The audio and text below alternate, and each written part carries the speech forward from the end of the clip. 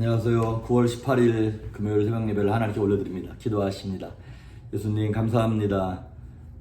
방황하는 어린 양과 같은 인생 속에 목자 되신 예수님 찾아오셔서 사망의 음침한 골짜기에서 우리를 건지시며 푸른 초장과 쉴만한 물가로 인도하심을 감사드립니다. 오늘도 전능하신 예수님과 함께 인생의 길을 걸어가게 하시고 주의 도우심으로 말미암아 승리할 수 있도록 성령님 기름 부어 주시옵소서. 함께 하시길 소망하며 예수님의 이름으로 기도했습니다. 아멘. 우리 예찬송가 539장, 새찬송가 488장 이 몸의 소망 무언가 우리 찬양하십니다. 이 몸의 소망 무언가 우리 주 예수 그일세 우리 주 예수밖에는 이들이 아주 없구나. 주라의 반석이시 그 위에 내가 서리라 그 위에 내가 서리라. 무섭게 바람 부는 밤 물결이 높이 설렐 때 우리 주 크신 은혜에 소망에 닻을 두리라. 주라의 반석이시 그 위에 내가 서리라 그 위에 내가 서리라. 세상에 믿던 모든 것 끊어질 그날 되어도 주의 언약 믿사와 내 소망도 굳으리라. 주 나의 반석이시 그 위에 내가 서리라 그 위에 내가 서리라.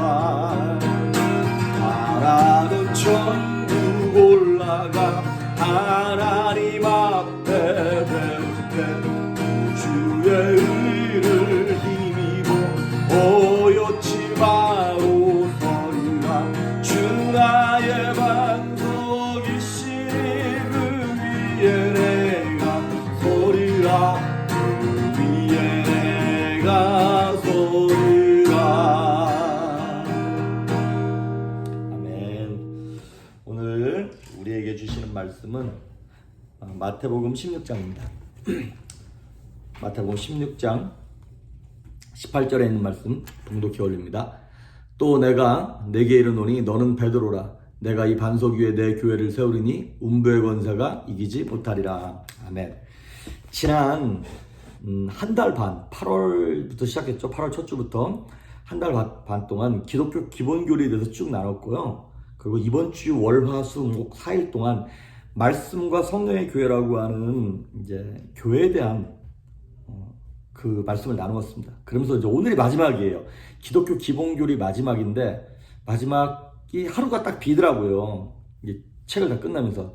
그러다 제가 우리 교회는 과연 어떤 교회인가를 좀 생각해 보았고, 그 다음에 이제 우리 교회 조이풀교회 오시는 분들 새가족반을 할 때마다 이제 늘 2주 동안 3주 동안 우리가 새가족반을 갔는데 처음 오시는 분들에게 우리 교회의 비전과 제 목회 철학에 대해서 나누는 시간이 있습니다. 근데 이제 코로나 바이러스 때문에 그걸 못하니까 이렇게 오히려 더 좋은 기회가 된 것 같습니다.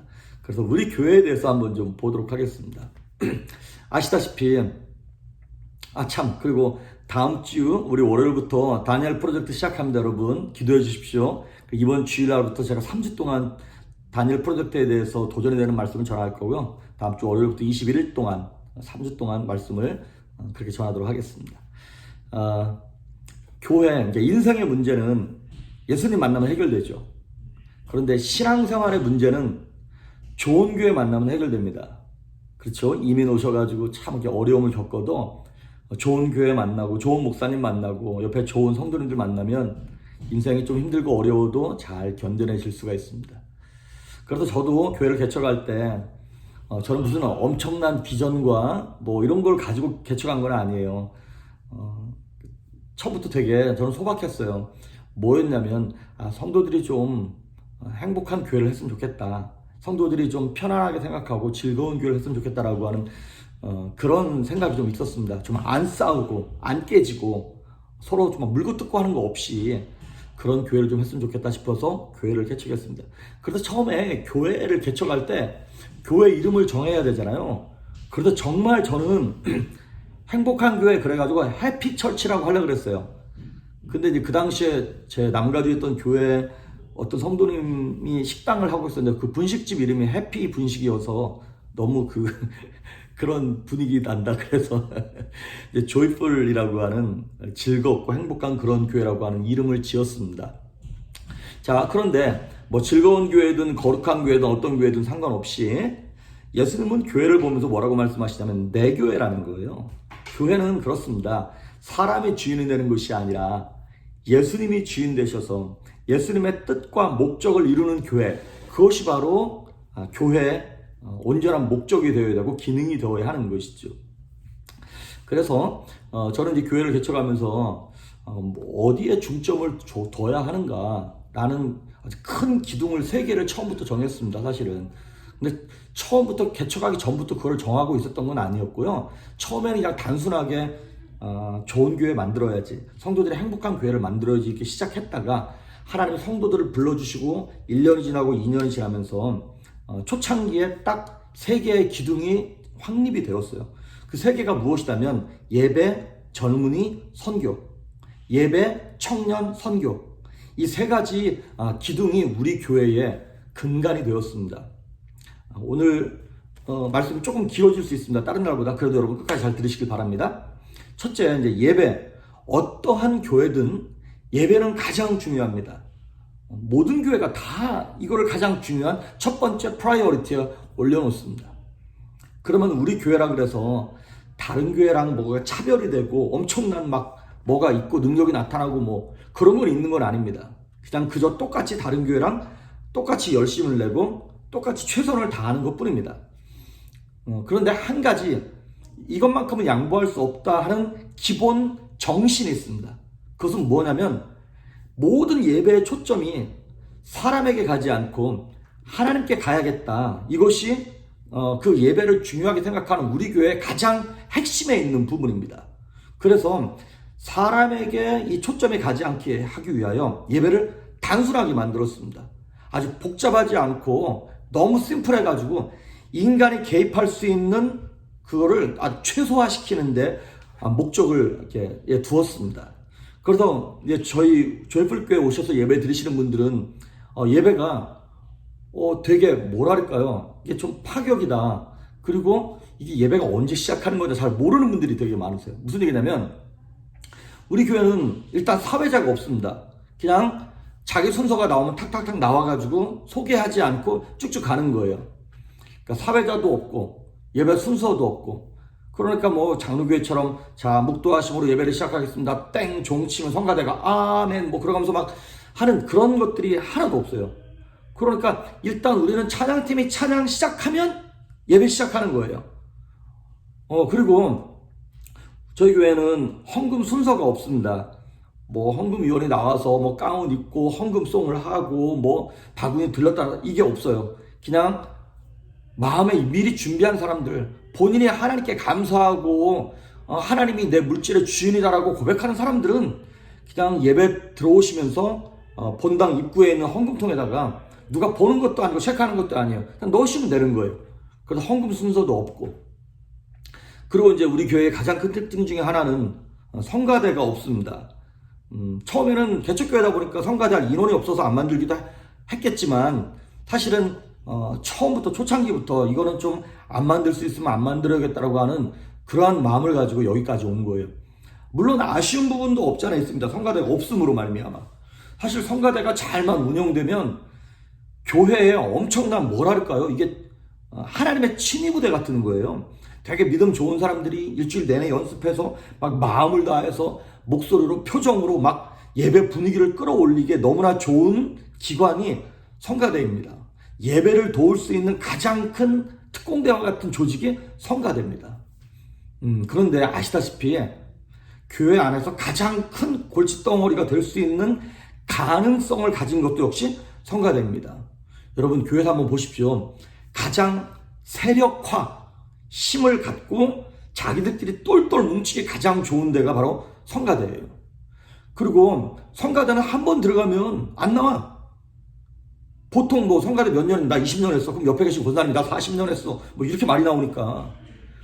그리고 그게 재밌잖아요. 인간적으로도 재밌고 혼적으로도 재밌고, 그리고 음악이라고 하는 것이 사람의 정서를 하나로 딱 묶어주는 뭔가 있기 때문에 성가대는 자기들만의 어떤 특권의식 같은 것들이 있어요. 그런데 문제는 뭐냐면 성가대가 어떤 새로운 사람이 와서 정착하기에 참 좋은 조직이거든요. 그러면 새로운 사람을 딱 끌어다가 이렇게 뭐 성가대에 앉혀서 교회에 정착시키고 난 다음에 어느 정도 리더가 되면 이렇게 내보내가지고 다른 뭐 새가족반, 목장사역, 뭐 주차봉사, 부엌봉사 뭐 이런 거 해야 되잖아요. 바나바 봉사 같은 거. 그런데 예수 믿은 지 40년, 예수 믿은 지 30년 된 권사님, 장로님, 집사님 다 거기 들어가 앉아있어. 그리고 안 나와. 그러면서 자기들은 뭐 하나님을 찬양하는 가장 중요한 사역을 맡았기 때문에 예배 전에도 자기들 1시간씩 연습하고, 예배 끝나고 나서 1시간씩 하고, 주중에도 1시간씩 모여서 하고. 이게 무슨 말이냐면 영적인 가성비가 떨어지는 거예요. 이게 영적 가성비. 그 엄청난 에너지와 이걸 쏟아부어서 물론 하나님 영광 받으시겠지만 영혼을 구원하고 영혼을 자라가게 하고 영혼을 섬기는 것보다 더 중요한 열매, 더 중요한 예배가 어디 있습니까? 근데 온통 교회 리더들이 다 거기 처박혀 있으니까 이게 뭐 하는 짓이냐는 것이죠. 그리고 이건 약간 제 개인적인 생각입니다. 용서하십시오. 저는 성가대가 찬양을 이렇게 듣고 앉아 있으면서 약간 인간적인 생각이 드는 게 뭐냐면 불안해요. 잘 못 불러. 뭐 하나님은 중심을 보시는 하나님이니까 그렇긴 하지만 아니 막 예배 전에 예배 후에 주중에도 모여도 그렇게 시간을 쏟아붓고 했는데도 잘 못 불러. 그럼 듣는 사람이 막 불안해. 막 화음이 안 맞고 음정이 틀려. 이건 제 개인적인 생각입니다. 용서하십시오. 그래서 성가대가 영적 가성비가 떨어지는 거예요. 그리고 이제 우리 교회는 성가대가 없다 보니까 뭐가 없냐면 축도송, 기도송, 그 다음에 이제 묵도송이 없어요. 예배를 시작하는 뭐 그런 게 따로 없어요. 예배를 알리는 다른 장치도 없어요.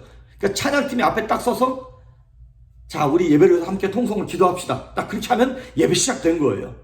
그리고 그냥 찬양 20분에서 30분 쭉 그냥 부르고 말씀 전하는 것이죠. 그리고 이제 우리 교회는 예배 순서가 복잡하지 않아요. 그리고 뭐 예배 중간에 뭐 찬양을 또 부르거나 이런 게 없어요. 그리고 사도신경이 없어요. 저희 교회는 이제 침례교회의 특징이에요. 침례교단. 침례교단에서는 사도신경을 안 믿냐? 아닙니다. 믿습니다.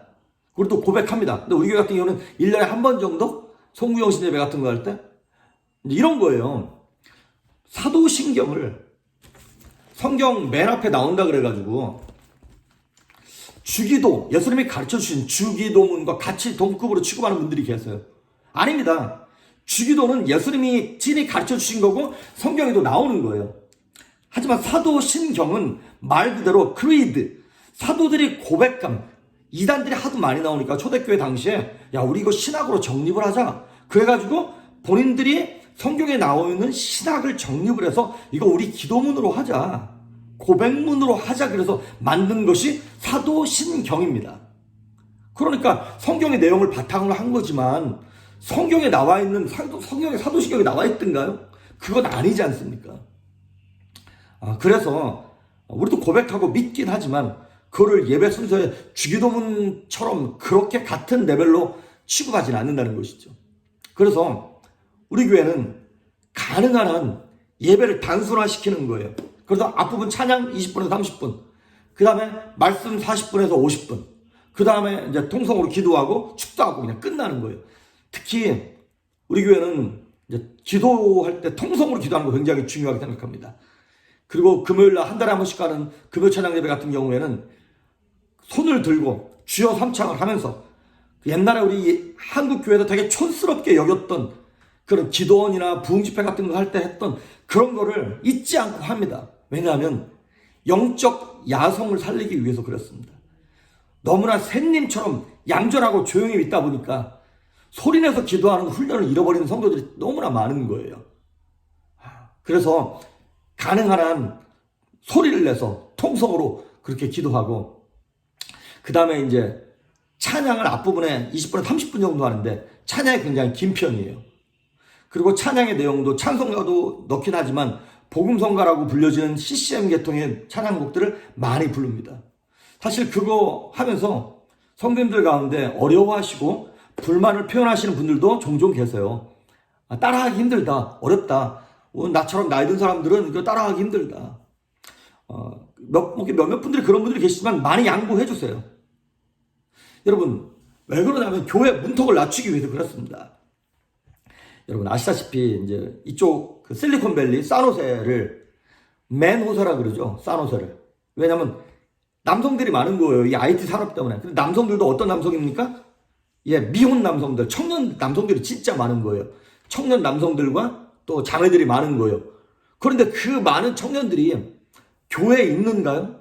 비율적으로 보면 청년들도 많아야 되잖아요. 근데 없잖아요. 그래서 저는 이제 그런 거죠. 우리 교회 연세 드신 장년층들의 소리에도 귀를 기울이려고 애를 씁니다. 하지만 가능한 한 찬양팀한테 야, 찬송가 많이 불러라.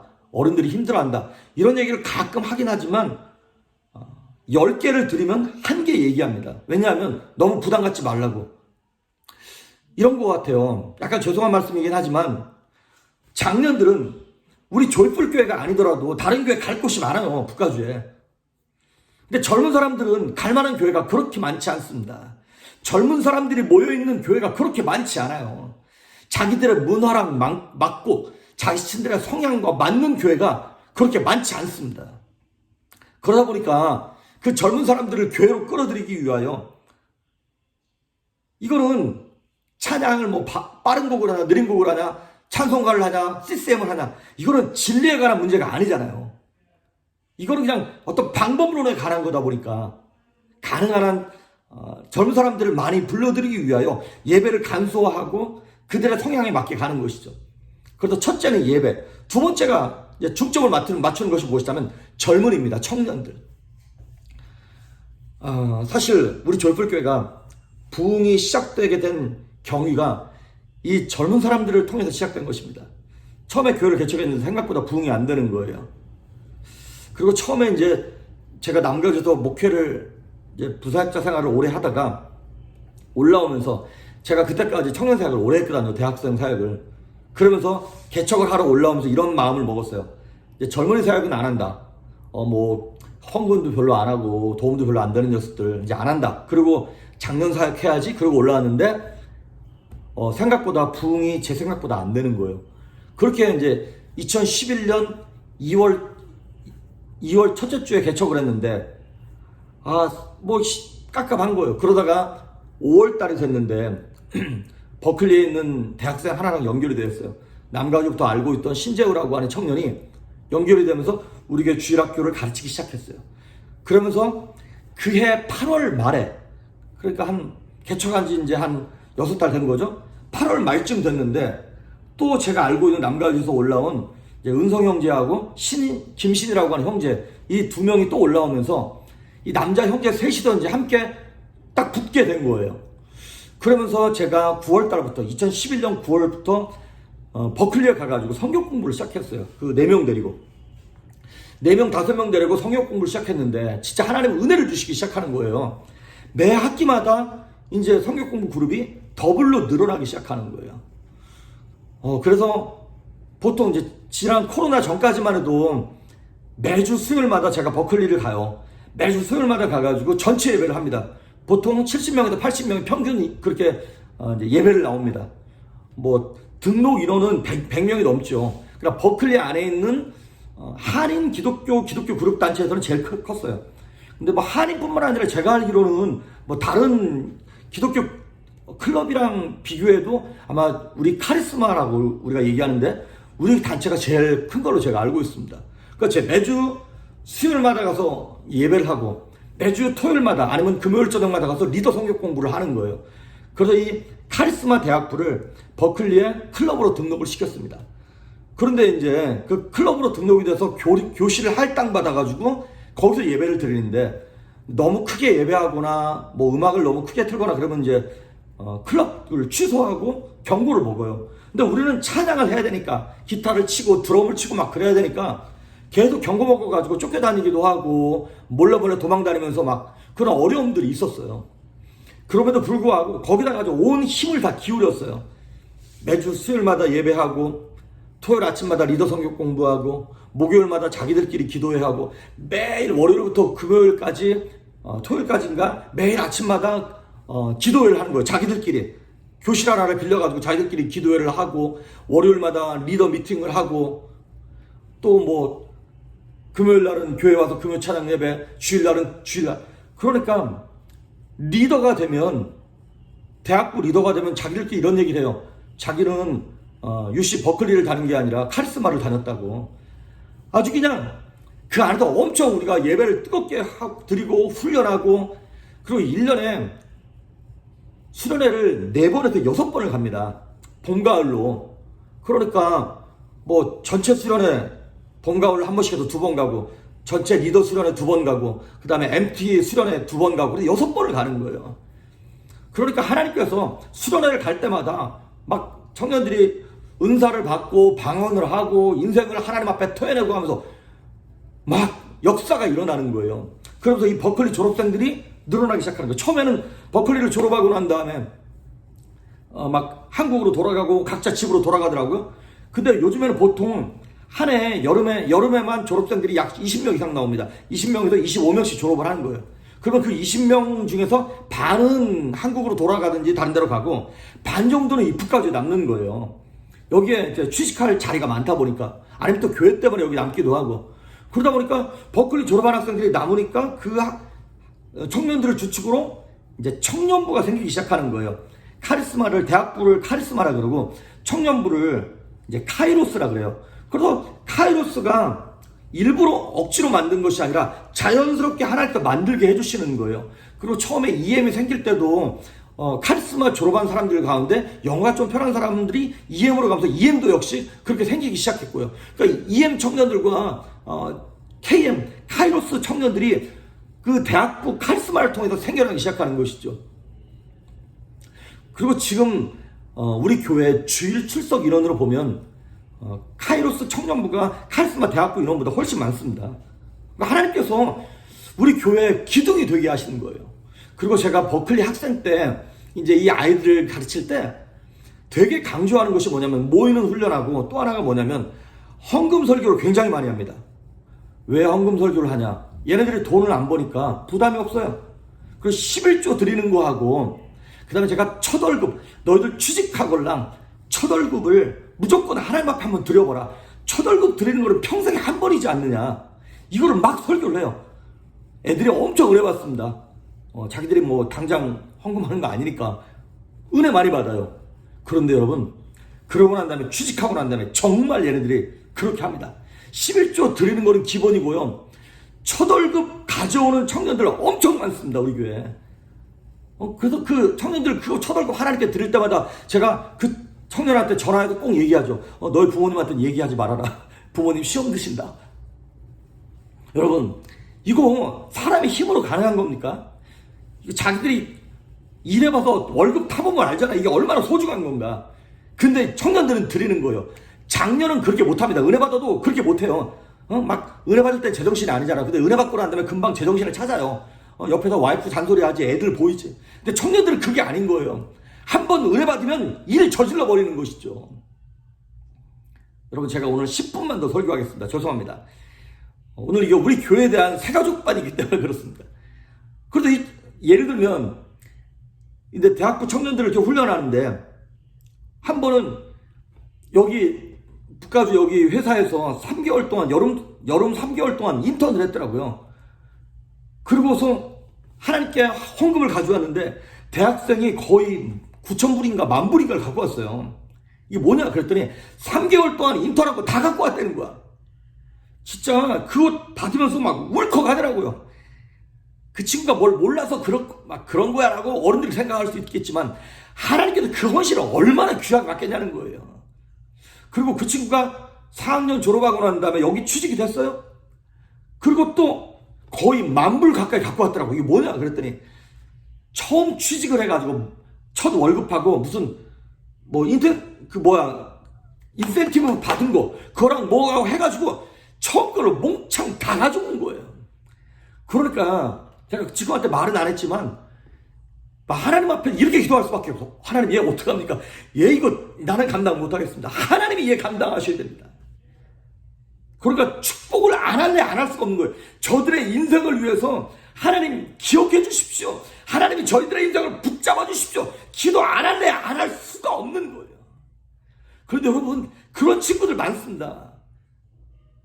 우리 코로나 이거 사태 딱 터지고 난 다음에 3월 중순부터 이제 비대면 예배로 온라인 예배로 갔잖아요. 그러고 난 다음에 한 2주 정도는 헌금을 온라인으로 이제 개설하는 과정 속에서 성도님들이 헌금을 못 하시는 거 우왕좌왕하면서 어떻게 해야 될지를 모르는 거예요. 그런데 딱 2주에서 3주 정도는 청년들이 헌금 더 많이 낸 거 아세요? 그 친구들은 뭐 체크를 써서 내나 뭐 온라인으로 아니면 뭐 페이팔로 내나 젤로 내나 상관없어요. 그냥 아무 생각 없이 하나님께 막 드리는 거예요. 그 처음 코로나 이거 터지고 난 다음에 3주에서 한 달 정도는요, 청년들이 하나님께 드리는 이 월급이, 그 다음에 헌금이 훨씬 더 많았습니다. 한 번은 작년인가 카리스마 대학부 졸업하고 나서 홍콩인가 어디에 취직된 자매가 하나 있었어요.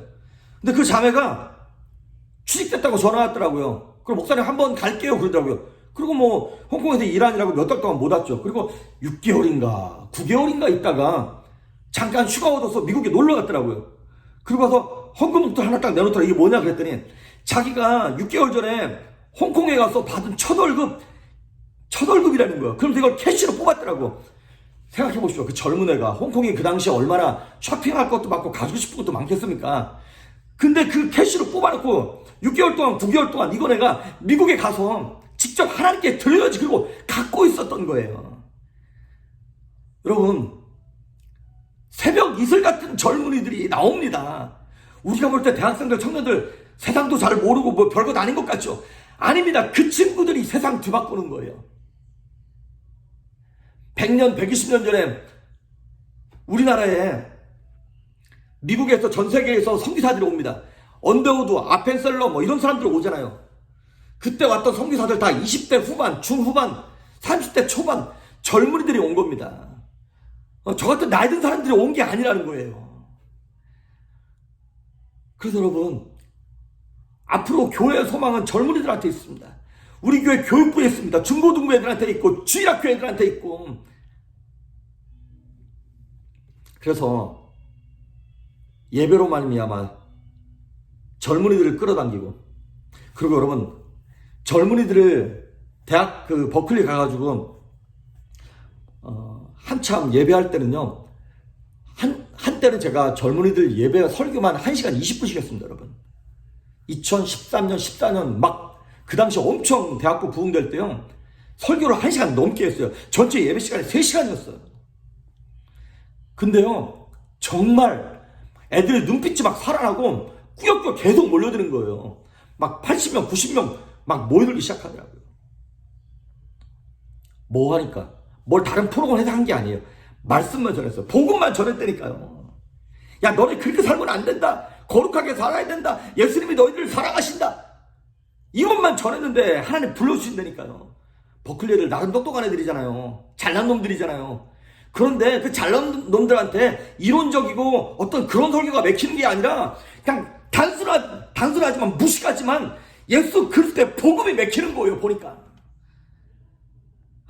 그래서 하나님께서 우리 교회에 젊은이들을 불러주셨어요. 그럼 젊은이들을 불러서 뭐 하시려고? 마지막 세 번째, 선교하게 하시려고. 여러분 땅끝이 어딥니까? 이스라엘이 땅끝이죠. 하지만 거기만 땅끝이 아니라 우리 가정에 안 믿는 남편, 친척들이 땅끝이에요. 그리고 여기 북가주가 땅끝입니다. 아시다시피 IT 산업의 발달로 전 세계가 불황인데도 불구하고 이 실리콘밸리만, 샌프란시스코, 산호세만 여기만 지금 호황이잖아요. 그러다 보니까 전 세계의 모든 브레인들이 다 여기 모여 있어요. 여기가 오히려 뉴욕 이상으로 다민족들이 많이 모여 있는 곳이 샌프란시스코라고 그러더라고요. 여기 북가주예요. 여기가 땅끝입니다. 그러니까 여기에 젊은이들 훈련시켜서 여기서 다민족한테 다중 언어로 영어를 가지고 나아갈 수 있게 해야 한다는 것이죠. 그래서 북가주 여기를 부흥시킬 뿐만 아니라 여기에서 이 친구들 훈련해가지고 이제 전도하는 거예요. 이거 하나 빼먹었는데 여러분, 우리 교회 특징이 하나가 뭐냐면 사역자가 없습니다. 별로 없습니다. 지금 중고등 사역자 한 사람 있고요, EM 사역자 한 사람 있습니다. 그리고 나머지 다 간사 시스템으로 돌아가고 전부 다 청년들, 대학생들 발런티어로 돌아갑니다. 여러분, 우리 교회 코로나 생기기 전까지만 해도 2월달 평균 출석 인원이 봤더니 주일날 애들까지 다 포함해서 400에서 450명 출석했더라고요. 어린애들까지 다 포함해서 평균 400에서 450명. 그러니까 제적 인원까지 하면 500명 정도 되는 거겠죠. 그런데도 불구하고 그냥 사역자가 저하고 EM 패스터 하나랑 중고등부 전도사 하나 있는 거예요. 셋이 다 있는 거예요. 그리고 행정간사 하나 있고요. 그리고 나머지 모든 선생님들, 방송팀, 찬양팀 인도, 찬양팀 멤버들, 봉사자들 다 청년들이 하는 거예요. 그리고 특히 우리 교회 그러니까 자랑하고 싶은 것 중에 하나 뭐냐면 스페셜 클래스, 소망부 아이들, 몸이 불편하거나 마음과 정신이 불편한 아이들을 섬기는 소망부. 사실 여기도 우리 청년들이 다 하는 거예요, 여러분. 그래서 우리 교회가 이 젊은이들 맨파워가 있는 거예요. 이 맨파워를 통해서 뭘 하는 거냐? 선교하겠다는 것입니다. 특히 우리 교회가 개척하고 난 다음 해부터 뭘 했냐면 선교했어요. 특히 이제 여기 네이티브 아메리칸들, 우리가 흔히 말하는 인디안들, 여기 네이티브 아메리칸들 선교를 지금 우리가 거의 8년째, 9년째 하고 있습니다. 지금 6년째, 7년째 똑같은 장소 나바오에 거기 가고 있습니다. 매 해마다 50명씩 가는 거예요, 한여름에. 그리고 멕시코도 겨울마다 갔습니다. 작년부터는 여름에도 가고 이제 겨울에도 가는 걸로 바꿨죠. 1년에 2번씩 가고.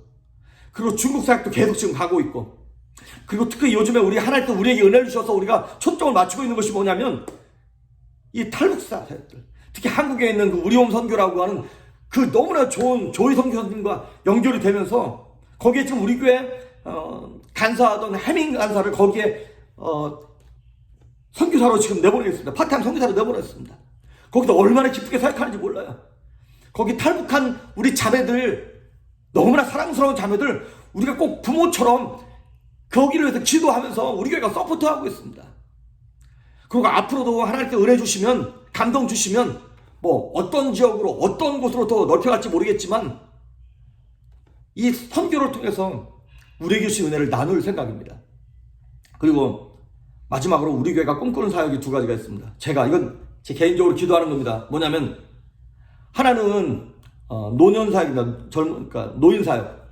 사실 이제 평균 수명이 길어지면서 은퇴는 일찍 하셨는데 몸은 좀 불편하고 하지만 의욕은 넘치고 뭐 이렇게 시간 많이 있고 그런 분들을 위해서 해야 할 프로그램이 정말 필요하더라고요.